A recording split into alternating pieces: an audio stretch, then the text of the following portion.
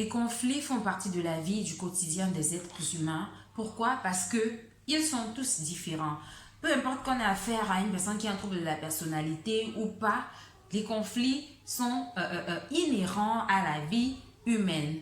Mais on peut réduire leur fréquence de survenance, on peut réduire l'ampleur des conflits en travaillant sur sa personnalité, en travaillant sur soi-même.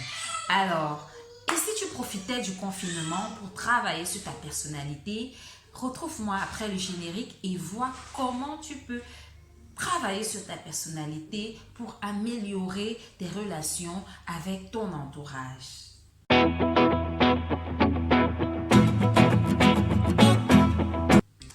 Salut, bienvenue sur Orient Expert. Je suis Ngono, votre CPO Sup. J'espère que vous allez bien. Enfin, j'espère que vous êtes bien à l'abri du coronavirus, du nouveau Covid-19 qui fait des ravages dans le monde. Et si ce n'est pas le cas, gardez la foi, gardez espoir, tout va bien aller. La première étape pour travailler sur soi-même, pour améliorer sa personnalité, c'est la remise en question. Remets-toi en question. Il faut qu'on se le dise, si tu n'es pas capable d'admettre que tu peux mal faire, si tu n'es pas capable de faire une introspection pour te rendre compte que tu peux mal faire, alors ça ne sert à rien. Ça ne sert à rien. La première des choses à faire quand on veut travailler sur sa personne, c'est d'admettre qu'on est capable de mal faire. Prenons un exemple lorsque vous êtes en face d'une personne, par exemple, qui va vous agresser verbalement et autres. Si vous n'avez pas, si vous ne répondez pas, ou alors si vous ne lui donnez pas un certain type de réponse, il va se fatiguer, il va se lasser et puis il va partir dans la plupart des cas, à moins d'avoir à faire un fou furieux. Mais dans la plupart des cas, la personne va se calmer, la personne va, comme on dit souvent, chauffer toute seule là et puis elle va s'en aller. Mais si, en retour, lorsqu'elle vous attaque, vous ripostez par des paroles, par de la violence, etc., c'est là où ça prend de l'ampleur.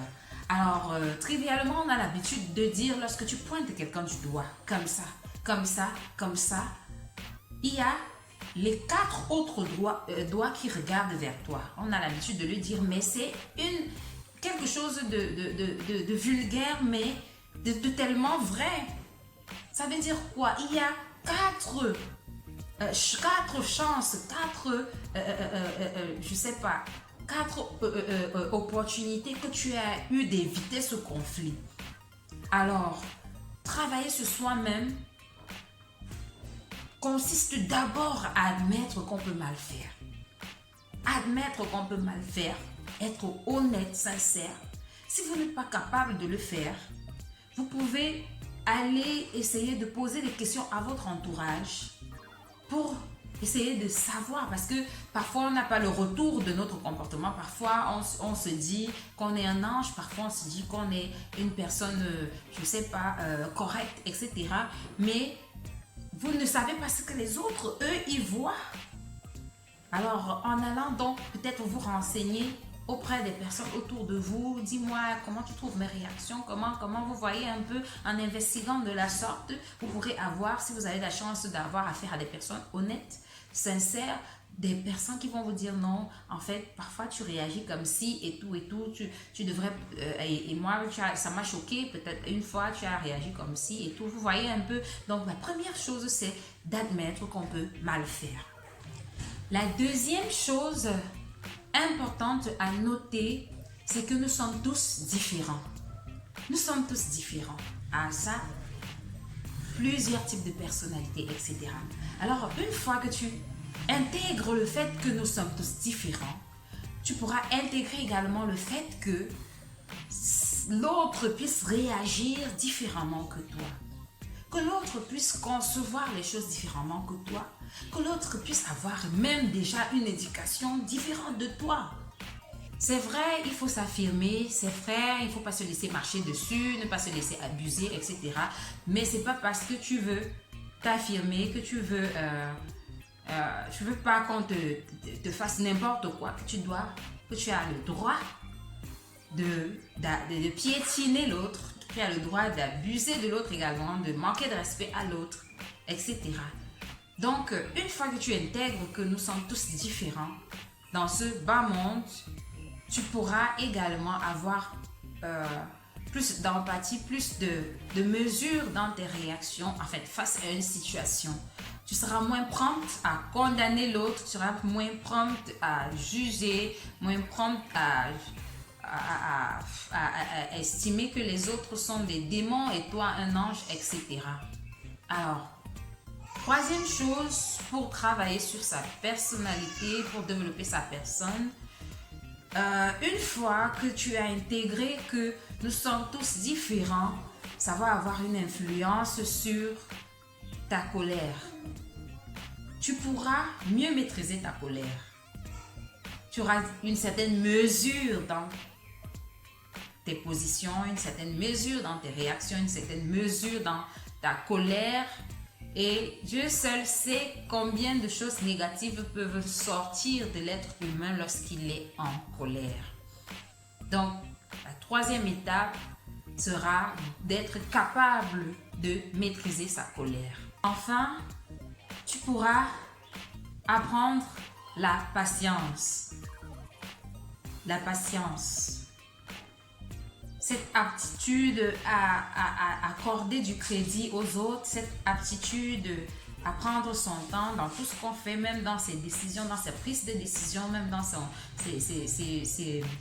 ses prises de position, la patience. Et lorsqu'on est patient, on voit ses relations améliorer.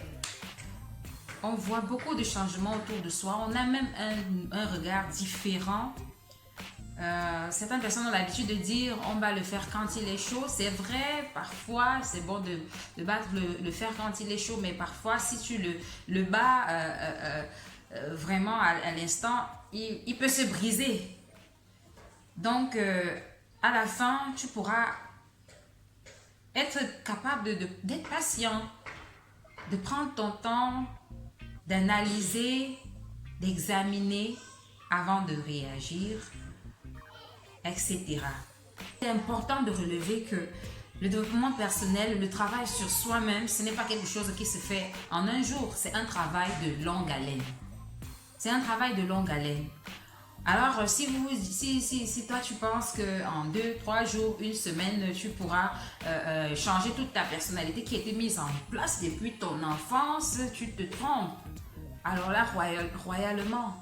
Et même quand les mécanismes de changement, de développement vont commencer à se mettre en place, il y aura des moments où tu vas retomber dans tes anciens travers, où tu vas retomber dans tes anciens comportements. Donc, c'est un travail de longue haleine.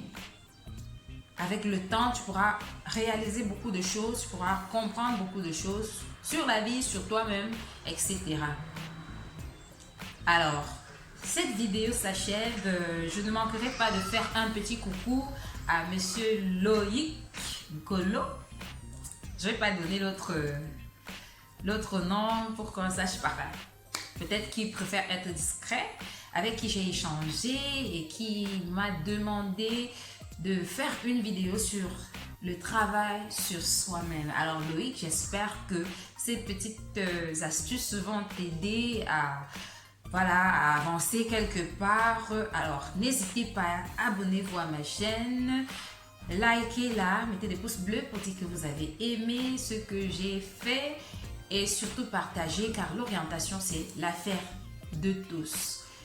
N'oubliez pas, restez chez vous autant que faire se peut. Lavez-vous les mains plusieurs fois par jour et observez une distance d'1 mètre comme cela a été prescrit par l'administration camerounaise. À plus.